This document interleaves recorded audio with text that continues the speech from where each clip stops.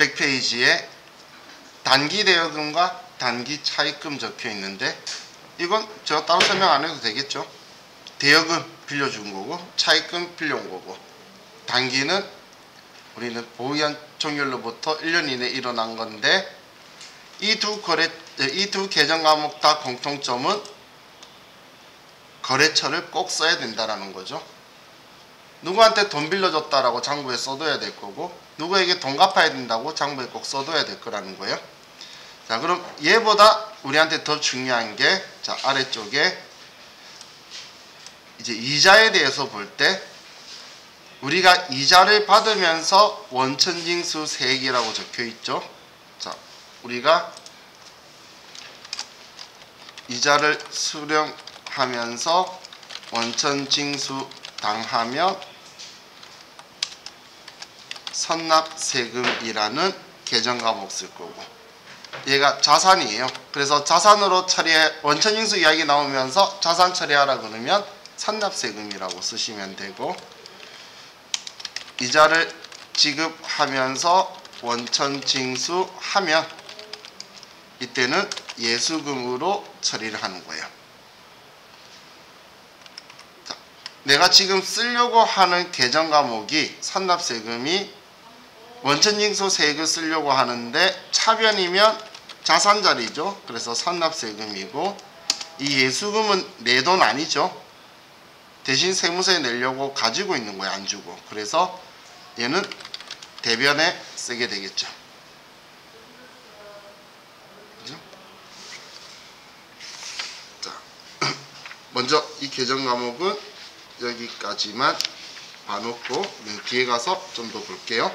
자, 104페이지로 가서 선급금과 선수금이라고 적혀 있죠.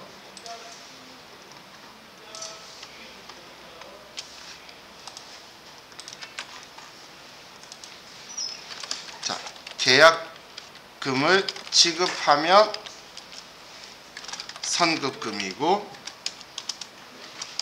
계약금을 받으면 선수금이에요. 미리 준 돈인 선급금은 아직 내 돈이 자산으로서 차변에 쓰는 거고, 대면에 돈 주고 차변에 선급금이라고 쓰는 거고, 계약금을 받으면 차변에 돈 받는 거 쓰고, 대변에 부채로서 대변에 선수금이라고 써두는 거예요. 이 두 계정 과목도 자, 절대 잊지 말게 거래처 꼭 써야 된다는 거예요. 자, 제가 전에 이 단계 이야기했죠. 처음에는 선급금, 선수금이 헷갈리다가 그 단계가 넘어가면 처음 저하고 같이 이야기할 때는 전혀 안 헷갈려. 그러다 조금 시간이 지나면 선급금, 선수금이 헷갈리다가 이제 얘가 구분 자리를 잡으면 그 다음부터 거래처를 안 쓰기 시작해요. 근데 딱 그 타이밍이 시험 볼 때야. 그래서 우리 시험 때 자, 선급금, 선수금 얘도 거래처 꼭 써야 된다는 거 잊지 마세요. 자, 그럼 우리 상품권 있죠? 이제 우리 저렴하게 갑시다. 상품권은 계정 과목을 선수금으로 쓰세요. 상품권을 받으면, 상품권을 발행하면 차변에 돈 받겠죠? 대변에 선수금. 내가 물건 팔고 내가 발행한 상품권 받으면 차변에 선수금. 그냥 상품권은 선수금이라고 생각하고 분기하면 아무 문제 없겠죠? 이때는 상품권 주고받으면서 당신 누구세요? 물어보는 사람 아무도 없을 거예요. 그래서 이때는 거래처를 안 쓸 거예요. 자, 그럼 이제 다음 페이지 106페이지로 가서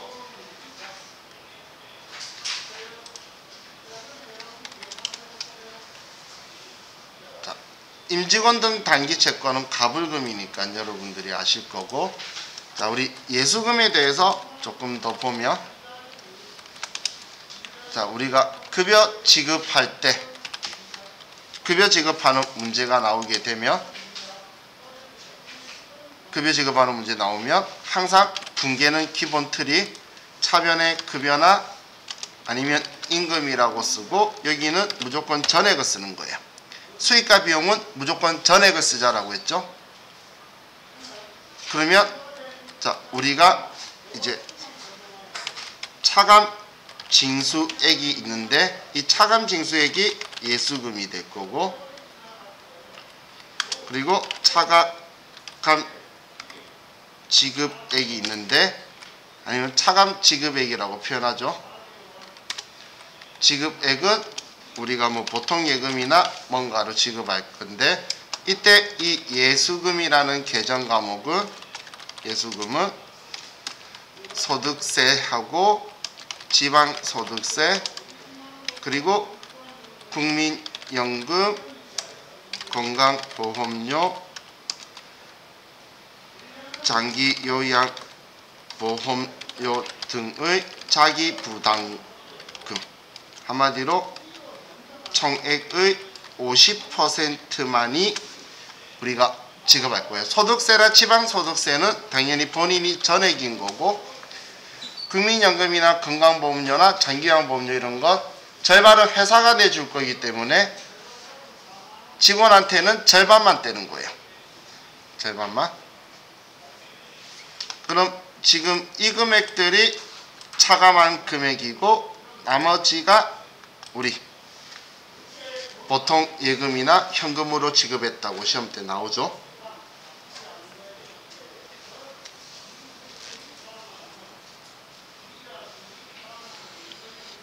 자, 그럼 이번에는 이제 납부할 때는 소득세나 지방소득세는 그냥 분계가 단순하게 예수금 얼마 대변에 뭐 돈 지급한다 얼마 이게 끝이에요.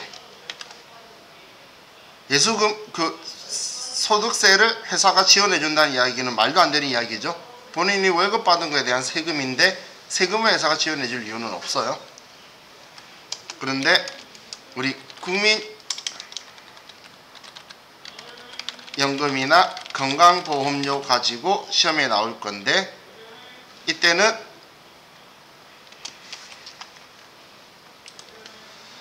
예수금은 종업원 부담분이고,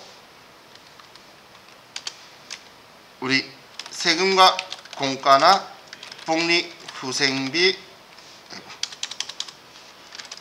후생비는 얘 두 개는 회사 부담분을 쓰는 거예요.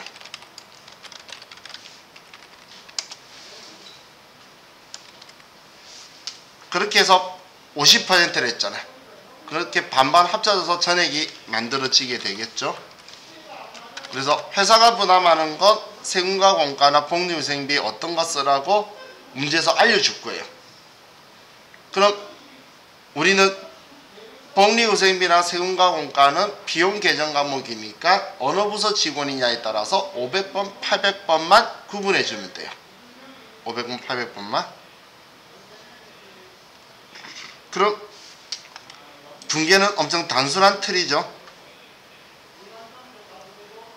그래서 이 틀을 가지고 여러분들이 문제에서 이야기하는 그 금액들만 채워 넣으시면 돼요.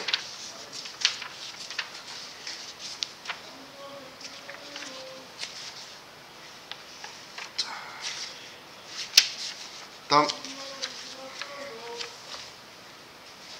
이제 139페이지로 가서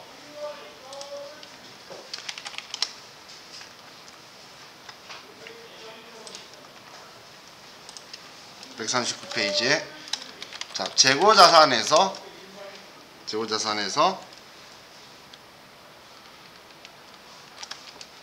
자, 우리가 환출이다, 환입이다라고 하는 건 반품을 이야기하는 거고, 애누리라는 것 하자로 인해 감액하는 거고, 할인은 우리는 약정이나 조기 회수 상환으로 감액하는 게 할인이죠. 그죠? 자, 그럼 계정 과목으로는 매입, 환출 및 애누리가 있고, 그리고 매입 할인이 있는데, 지금 이 두 계정 과목은 재고자산의 차감 계정이에요.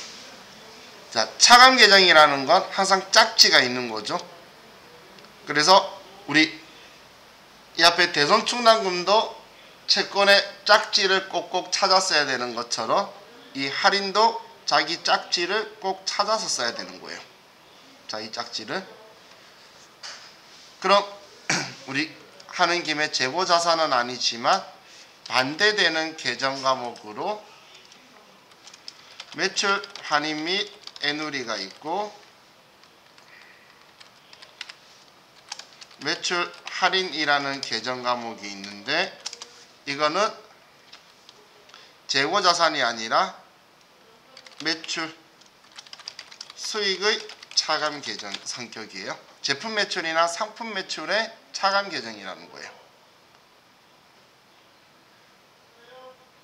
그럼 여러분들이 문제를 갑자기 봤을 때 어음의 할인하고 이 재고자산이나 혹은 매출의 할인하고 헷갈리시면 안 돼요. 어음의 할인에서 매각거래는 어음을 판 거고 매출채권 처분 손실이고, 매입 할인, 매출 할인은 일반적으로 약정에 의해서 조기회수로 돈 깎아준 거예요. 그럼 계정 과목이 매입 할인인데, 자, 컴퓨터를 한번 보시면, 자, 매입이라고 치면 매입 할인이라고 했어요. 그러면 얘가 5개가 있죠. 그럼 우리 시험은 제조업으로 볼 거예요. 제조업은 원재료를 사고 제품을 팔겠죠. 원재료 사서 만들어서 제품을 팔 거예요. 그럼 원재료 사면서 약정에 깎아준 거는 원재료 참고에 적혀있는 원재료에 매입 할인을 써야 돼요. 또 반품인 환출의 경우에도 원재료 거 쓸 거고, 지금 제가 두 번째 커서 들어가 있죠. 또 매출에서도 매출 할인은 제품 매출 거 써야 되고, 또 매출 환입도 제품 매출 거 써야 되겠죠. 그럼 방금 4개의 공통점은 몇 번째 거죠? 두 번째 거죠. 그래서 시험 때 알고 선택하면 좋지만 모르면 몇 번째 거? 두 번째 거 선택하는 거예요. 왜냐면 우리 시험은 제조업으로 볼 거니까. 원재료 사고 제품 매출인데 상품이 원재료 제품보다 번호가 빨라요. 그래서 앞쪽 위에 있는 거야, 얘네들이. 근데 우리는 상기업이 아니고 제조업이기 때문에 두 번째 거를 짝지를 꼭 선택해 주셔야 돼요. 자, 그럼 우리 재고자산을 살 때, 자, 우리 기억해 보면 이 재고자산은 자산이니까 당연히 취득시 부대 비용을 취득원가에 포함할 건데, 그럼 이 취득시 부대 비용은 취득 시점 이전에 들어간 거. 그럼 재고자산의 취득 시점은 영업활동이 사용 가능한 장소나 상태에 도달하는 시점이고, 그 시점 이전에 들어가면 취득원가에 포함, 그 이후에는 비용인 거예요. 그럼 취득원가에 포함한다는 것 원재료나 상품이라고 쓰겠죠. 사오는 거니까. 그럼 이 원재료나 상품이라고 말하는 범위에서 많은 분들이 운임이나 하용료나 보험료는 기억하는데 관세나 통관수수료도 원재료라고 쓰는 거예요. 우리 메인 매출 전표에서 55번 수입이라고 썼어요. 부가가치세 주는 거는 내가 환급받을 수 있으니까 부가세 대급금이라고 쓰는데, 관세나 통관수수료는 돌려받는 거 아니죠. 그럼 나한테 돈 나간 건데 그 돈이 나간 이유가 원재료 샀기 때문이면 원재료라고 쓰는 거예요. 통관수수료나 이 관세는. 그럼 얘네들이 이상하게 일반 전표에 안 나오고 메인 매출 전표에 나오다 보니까 취득시 부대 비용이라는 느낌이 팍 안 꽂혀요. 그래서 그런 거지. 자, 이제 기억을 하세요. 우리의 뭐 비품을 수입했다면 비품이라고 쓸 거예요. 근데 일반적으로 우리 시험의 회계급에서 원재료를 수입할 거예요. 그러면 우리는 이 관세나 통관수수료도 원재료라고 쓰시는 거예요. 자,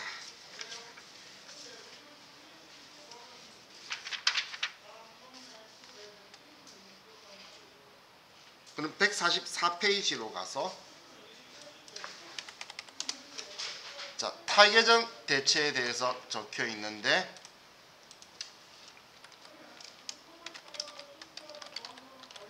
타계정으로 대체라는 말은 그냥 말 그대로 풀어서 설명드리면 다른 계정 과목으로 이름 바꾼다는 거예요. 그럼 얘는 저렴한 표현으로 하면 자, 대변의 재고 자산 계정 과목으로 회계 처리하면 이때 우리는 적요 8번을 꼭 우리가 입력을 해야 된다는 거예요. 타계정으로 대체. 대변에 여러분들이 원재료다, 상품이다, 제품이다, 매출이란 글자 안 붙고 그냥 원재료, 제공품, 제품이 붙으면 기부를 했던, 직원을 줬던, 수리를 했던, 뭘 했던 간에 차별은 그 계정 과목이고 대변에는 타계정으로 대체 적요 8번을 꼭 쓰셔야 돼요. 이거 안 쓰면 그냥 오다. 우리 지금까지 풀었던 기출문제 보면 적요 입력은 생략하되 타계정으로 대체는 적요를 선택하는 방식으로 입력하라라고 위에 적혀있죠. 그건 일반 전표든 메인 매출 전표든 똑같은 거예요. 그렇기 때문에 자, 얘를 꼭 기억하는 거예요. 지금 제가 그 기말 재고 자산에 포함되는 거, 감모 손실 이런 거 이야기 안 하는 이유가 생각보다 잘 안 나오거든. 잘 안 나오기 때문에 왜냐면 우리 회계 읽으면 잘 안 나와요. 왜냐면 회계 읽으면 문제 3개밖에 없거든. 계산 문제가. 근데 지금 나머지는 계산에 써먹을 거기 때문에 지금 제가 생략하고 다른 거 더 설명할 게 많아서 뒤쪽으로 넘어갈게요.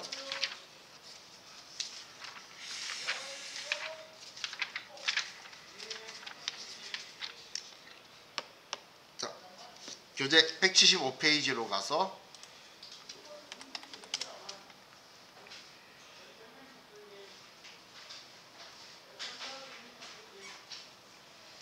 자, 이제 비유동 자산에 왔는데 자, 투자 자산으로 분류되는 계정 과목에서 여러분들이 기억해야 되는 계정 과목이 유가증권을 제외하면 첫 번째가 투자 부동산. 우리가 영업활동에 쓸 목적으로 건물을 사면 계정 과목 건물, 영업활동에 쓸 목적으로 토지를 사면 토지. 하지만 영업활동에 사용할 목적이 아니면 건물이든 토지든 전부 다 투자부동산이라고 한다는 거예요.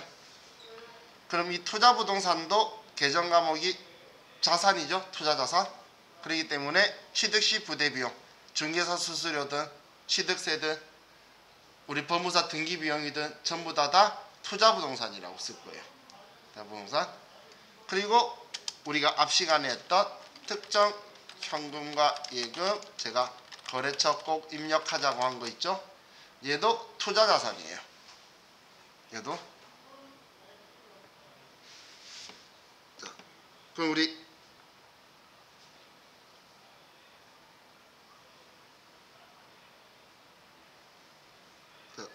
투자자산으로 분류되는 이 계정 과목 말고 이제 다음 페이지 177페이지로 넘어가면 매도 가능 증권과 만기 보유 증권이 나오는데 자, 매도 가능 증권이라는 이 계정 과목의 특징으로는 얘는 일반적인 자산하고 같기 때문에 취득시 부대 비용은 취득 원가에 포함하는 거고 처분시 수수료는 매도 가능 증권 처분 손실 처분 이익에 차감하거나 매도 가능 증권 처분 손실에 가산할 거예요. 이건 단기 매매 증권하고 똑같죠. 그렇죠? 그리고 매도 가능 증권 평가 손익은 미실현 보유 손익인데 얘는 기타 포괄 손익 누계액이 자본이죠. 이 앞에 위에서 썼었죠.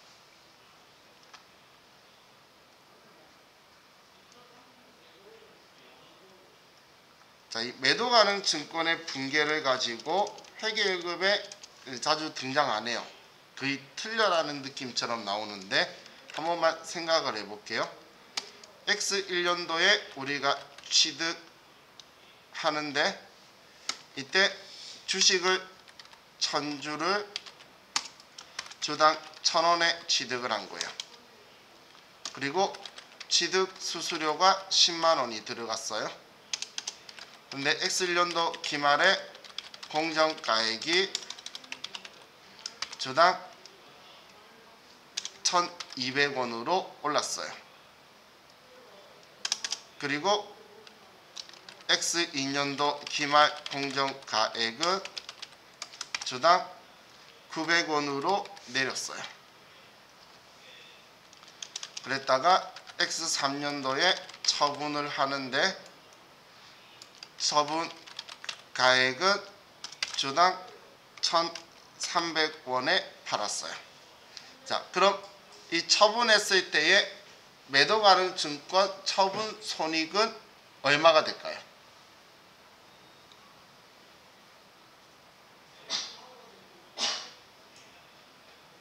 일단 이익이에요? 손해예요?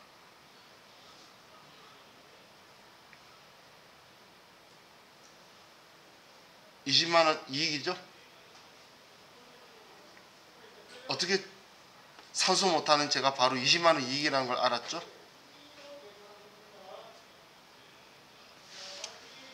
왜냐하면 이 매도 가능 증권의 제일 중요한 특징은 매도 가능 증권 평가나 처분 손익은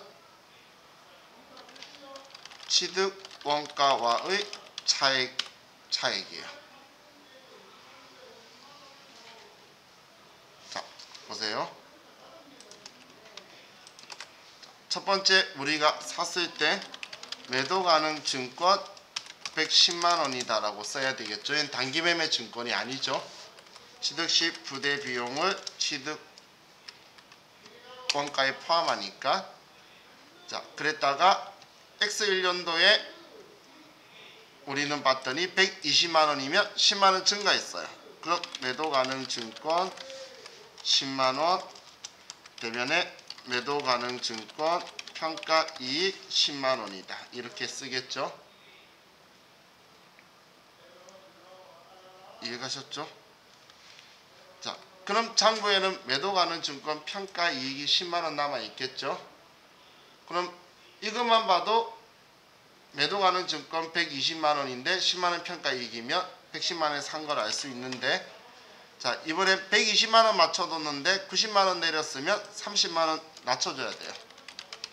매도 가능 증권 30만원을 내리면, 그럼 우리는 차별의 매도 가능 증권 평가 손실이 아니라 평가 이익을 먼저 지워주는 거예요. 얘는 지워주고 그 다음 장부에는 20만원 손해다라고 써주는 거예요. 그럼 장부에 평가 이익은 없어지고 손실만 20 남는데 그 이유가 110만원에 샀는데 지금 90만원이거든. 그죠? 그럼 차이가 취득원가하고 차이가 평가에 남죠.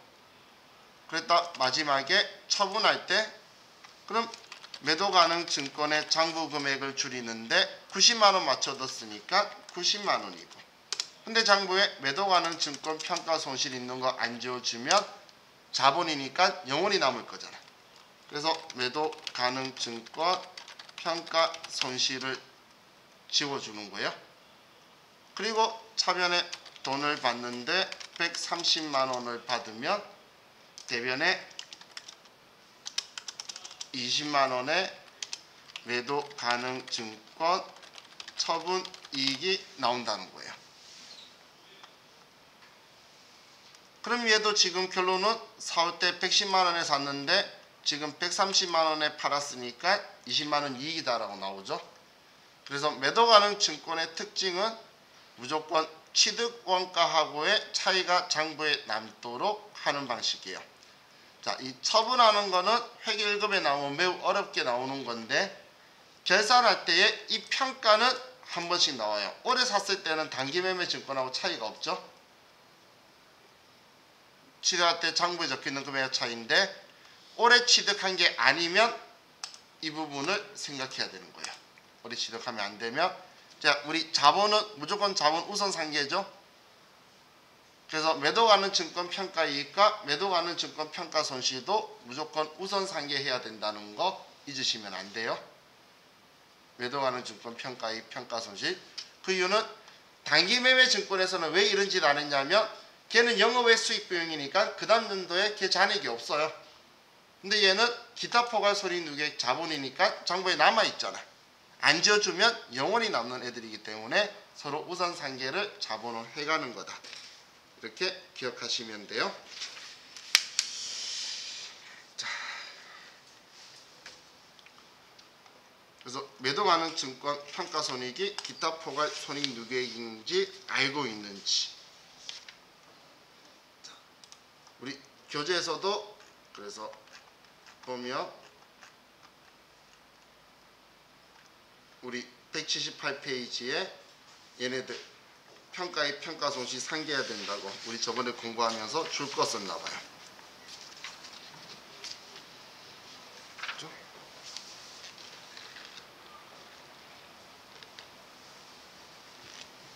자, 다음 189페이지에 유형자산으로 갑시다. 이번엔 189페이지에 유형자산.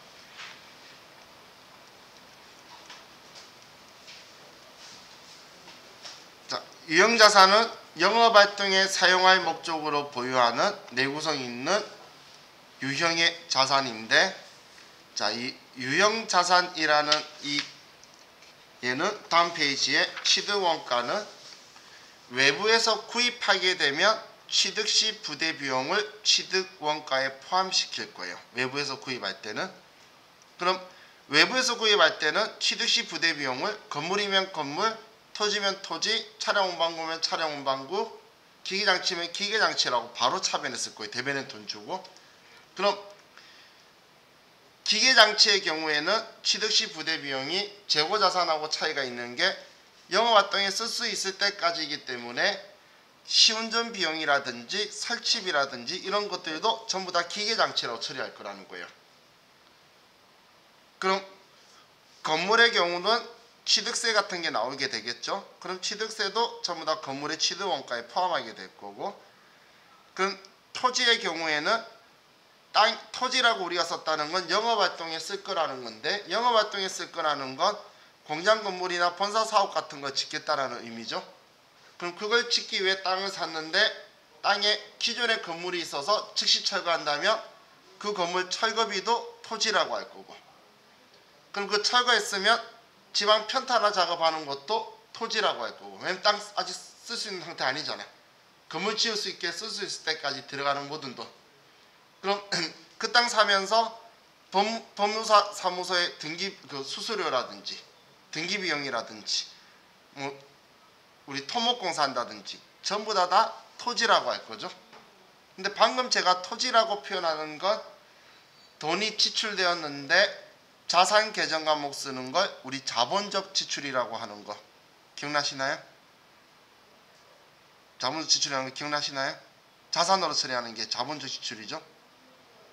그럼 방금 제가 말한 게 토지의 자본적 지출이잖아.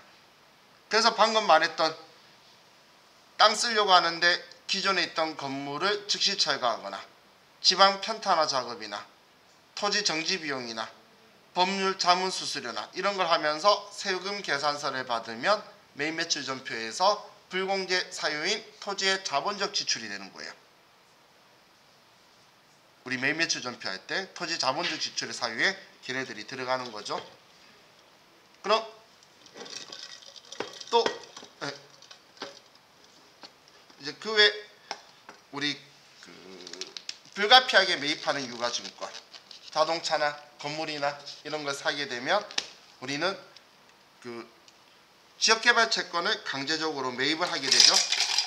죄송해요. 소리가 이렇게 클 줄 몰랐어요. 자, 지역개발 채권을 우리가 매입하게 되는데 이 지역개발 채권을 액면가에 사는데 공정가액으로 유가증권의 취득가격을 써야 되고, 그럼 대놓고 바로 손해보게 되는 돈도 취득시 부대 비용에 포함해야 되죠.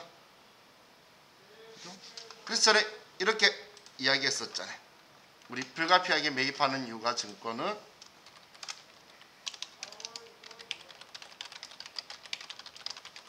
유가증권에서 자, 예를 들어서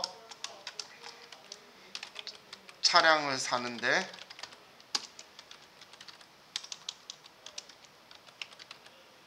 액면가가 10만원이고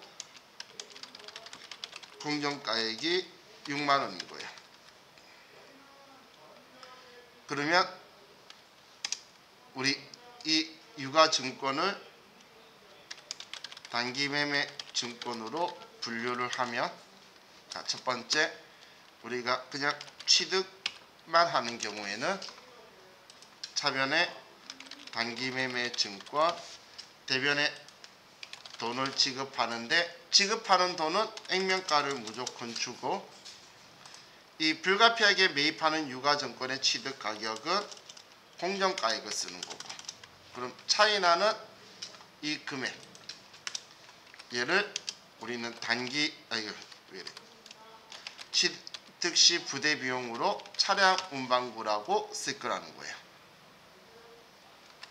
그런데 구입 즉시 매각하는 경우 처분을 하게 되면 그때는 우리가 10만원 주고 사와서 팔면은 6만원을 받는 거예요. 그럼 결론적으로 대변에 현금으로 4만원만 나가는 거죠. 10만원 주고 사와서 다시 얘를 팔면 6만원 받는다는 거예요. 공정가액이 현재 가치 6만원이라서 그럼 4만원만 준 거랑 똑같은 거죠. 그럼 이 4만원을 우린 바로 차량 운반부라고 쓸 거란 이야기예요. 얘를 그럼 결론적으로 이렇게 말이 되죠. 불가피하게 매입하는 유가증권의 손실액은 취득원가에 포함하게 된다는 거예요. 불가피하게 매입하는 유가증권에 손해본 돈이죠. 이 손실액이라는 게 이 손실액이라고 표현하는 게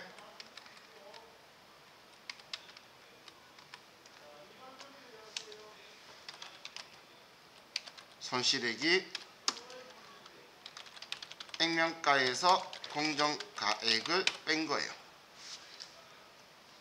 근데 액면가라고도 하고 가끔 구입 가격에서 현재 가치라고도 표현을 해요. 공정가액이 현재 가치고 액면가에 살 수밖에 없으니까 구입 가격이라고 표현을 해요. 자, 그럼 지금 외부에서 구입하는 걸 가지고 이야기를 했는데 이 모든 돈들을 외부에서 구입하는 게 아니라 우리가 주문 제작하거나 자가 건설을 하면 그때는 완성하기 전까지 유형자산 이 자기 자산 계정 과목을 안 쓰고 우리가 직접 우리한테 맞춰서 만드는 걸 자가 건설이라고 하는데 자가 건설 시에는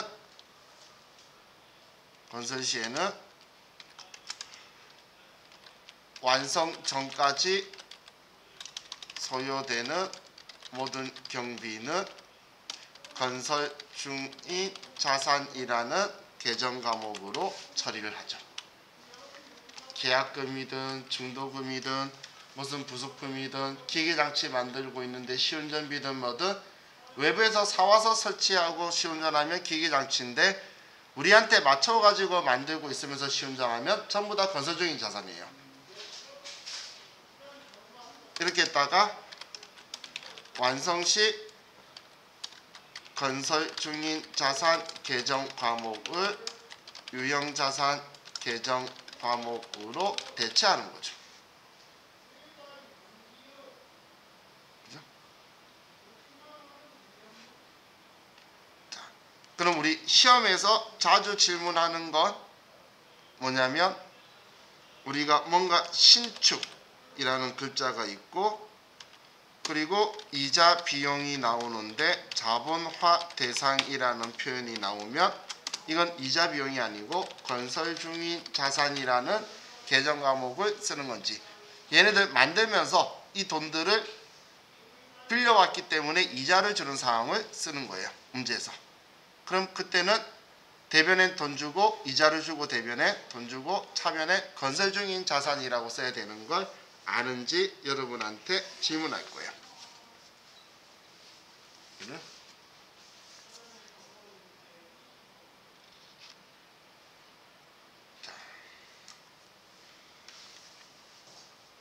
다음 193페이지에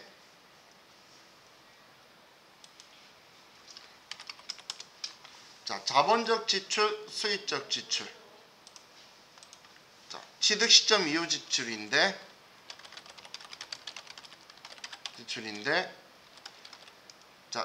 자본적 지출은 자본의 친구는 자산일까요? 비용일까요? 당연히 재무상태표 계정이 자산이겠죠? 얘는 자산 계정 과목으로 처리하는 거고, 이 자산 계정 과목이라는 건 유형 자산 계정 과목으로 처리하는 거고, 수익적 지출은 비용 계정 과목으로 처리하는 거예요. 얘는 유형 자산 계정 과목이고, 대면에 돈 주고 나서 차변에 저 계정 과목들로 처리한다는 거예요.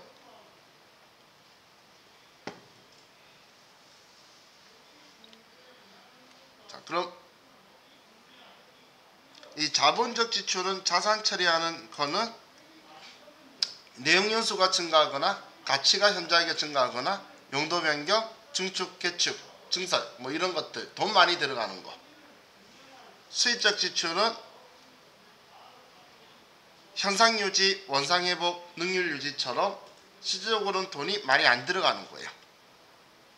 그걸 우리는 수익적 지출이라고 하죠. 그건 계정 과목으로 수선비나 자동차는 차량 유지비라고 쓰는 거죠.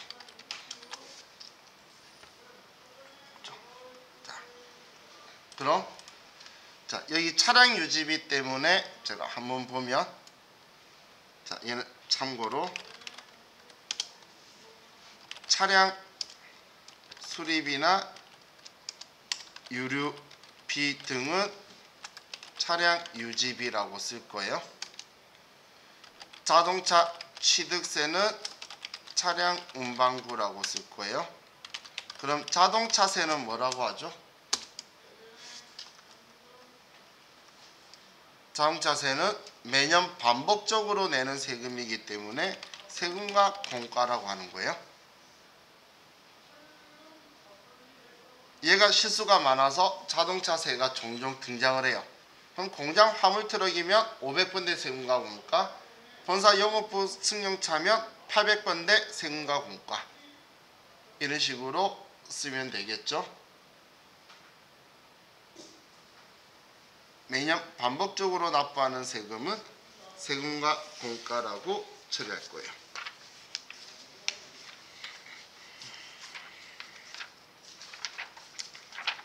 이제 우리 쉬었다가 이용자산 처분이랑 자본하고 부채 부분들 볼게요. 좀 쉬었다 합시다.